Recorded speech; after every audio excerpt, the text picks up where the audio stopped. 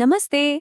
चलिए आज एक बड़े इंटरेस्टिंग सवाल को सॉल्व करते हैं कि आखिर कंप्यूटर के लिए एक परफेक्ट रेसिपी लिखी कैसे जाती है जिससे वो बड़े से बड़ा काम भी आसानी से कर ले।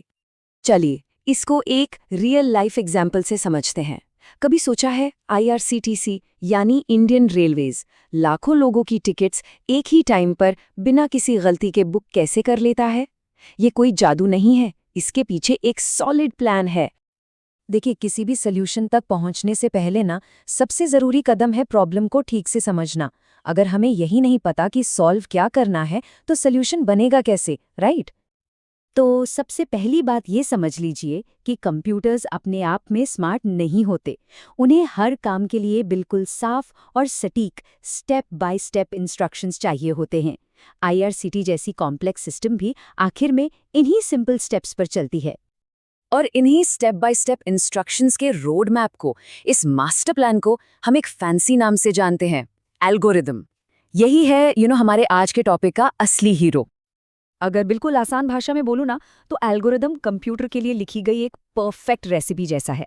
जैसे एक बढ़िया रेसिपी फॉलो करके कोई भी मस्त सा खाना बना सकता है, वैसे ही कंप्यूटर एक सॉलिड एल्गोरिदम को फॉलो करके कोई भी टास्क पूरा कर सकता है। और सच बताऊं, हम सब रोज अपनी लाइफ में एल्गोरिदम्स यूज करते हैं बिना सोचे समझे।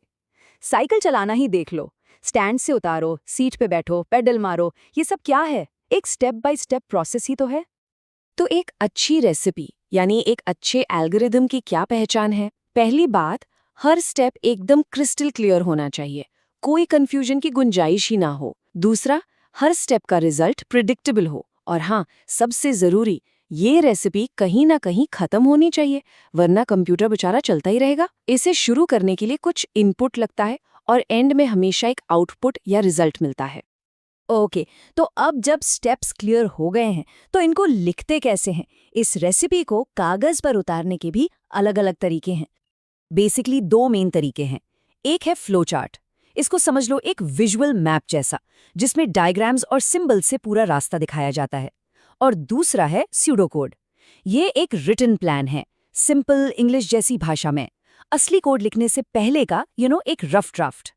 फ्लो चार्ट की ना अपनी एक अलग ही भाषा है, जिसमें हर शेप का एक खास मतलब होता है। ये जो ओवल है, इसे स्टार्ट या एंड करते हैं। रेक्टेंगल का मतलब है कोई काम हो रहा है, कोई कैलकुलेशन। और सबसे इंटरेस्टिंग है ये डायमंड। ये है डिसीजन पॉइंट, जहां कंप्यूटर को सवाल पूछना पड़ता है, हाँ या ना। तो प्लान तैयार है, अब क्या? अब टाइम है एक्शन का। इस प्लान को, इस रेसिपी को एक असली काम करने वाले प्रोग्राम में बदलने का। और ये जो पूरी प्रॉब्लम सॉल्विंग की जर्नी है ना, वो इन 4 सिंपल स्टेप्स में होती है। पहले प्रॉब्लम को ठीक से समझो, फिर उसका रोड मैप यानी एल्गोरिदम बनाओ, उसके बाद उस एल्गोरिदम को कोड करो, और आखिर में सबसे जरूरी, टेस्ट करो और गलतियां यानी बग्स ढूंढकर ठीक करो। इस पूरे प्रोसेस में एक गोल्डन रूल है, GIGO, मतलब गार्बेज इन गार्बेज आउट। सीधा सा हिसाब है, अगर कंप्यूटर को कचरा इनपुट दोगे तो आउटपुट में भी कचरा ही मिलेगा। सिंपल। अच्छा, अब एक और इंटरेस्टिंग बात, क्या एक प्रॉब्लम को सॉल्व करने का सिर्फ एक ही तरीका होता है? बिल्कुल नहीं। एक ही प्रॉब्लम के कई सॉल्यूशंस यानी कई अलग अलग एल्गोरिदम्स हो सकते हैं। तो फिर बेस्ट कौन सा है? इसको समझने के लिए प्राइम नंबर का एग्जाम्पल लेते हैं।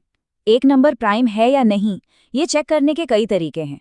मेथड 1 बहुत स्लो है, मेथड 2 थोड़ा बेहतर, लेकिन मेथड 3 सबसे फास्ट है। क्यों? क्योंकि वो सबसे कम स्टेप्स लेता है। तो सिंपल फंडा है, बेस्ट एल्गोरिथम वो है जो सबसे कम टाइम और सबसे कम कंप्यूटर मेमोरी में काम निपटा दे। लेकिन तब क्या करें जब प्रॉब्लम इतनी बड़ी हो, इतनी कॉम्प्लेक्स हो, जैसे पूरा का पूरा रेलवे रिजर्वेशन सिस्टम बनाना? इसके लिए एक स्पेशल जुगाड़ है। हावर्ड राफर ने एक बहुत बढ़िया बात कही थी कि एक बड़ी कॉम्प्लेक्स प्रॉब्लम को छोटे छोटे सिंपल प्रॉब्लम्स में तोड़ दो और फिर इन सब सॉल्यूशंस को एक लॉजिकल ग्लू से जोड़ दो। बेसिकली डिवाइड एंड कॉन्कर वाली स्ट्रैटेजी। और इसी टेक्निक को हम कहते हैं डीकॉम्पोजिशन। सोचो, आईआरसीटी जैसी बड़ी सिस्टम को कैसे बनाया गया होगा? उसको छोटे छोटे हिस्सों में तोड़ा गया होगा, जैसे ट्रेन सर्च, फिर बुकिंग, फिर पेमेंट। हर पार्ट को अलग से बनाकर उन्हें आपस में जोड़ दिया गया। सिंपल। तो इस सारी बातचीत के बाद अब एक सवाल, अगली बार जब कोई ऐप यूज़ किया जाए, चाहे वो ज़ोमैटो हो या अमेज़न, एक सेकंड के लिए रुक कर सोचना कि यार इसके पीछे की रेसिपी क्या होगी, इसका एल्गोरिदम कैसे काम करता होगा।